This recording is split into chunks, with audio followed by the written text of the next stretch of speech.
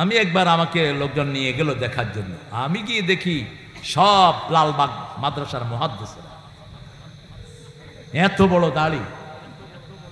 বললাম সর্বনাশ, এরকম মুহাদ্দিস একসাথে হইল কোত্থেকে? আজান হলো, দূরে আমরা গিয়ে নামাজ পড়ে আসলাম, ওরা কেউ নামাজ পড়লো না। সন্ধ্যার পরে দেখলাম সবার ধাড়ির ভিতর থেকে ধোঁয়া বেরোচ্ছে। কি বেরোচ্ছে? কি খাচ্ছে? সবাই জানে দেখি কি খায়? গাঁজা। লালন হলো বাল পূজার পূজারী, বাল, বাল দেবতা থেকে বাউল। সূরা সাফফাতের 125 নম্বর আয়াত। ডক্টর আনোয়ার হোসেন ঢাকা ভার্সিটির এই বাউলদের উপর, লালনের উপর পিএইচডি করেছেন।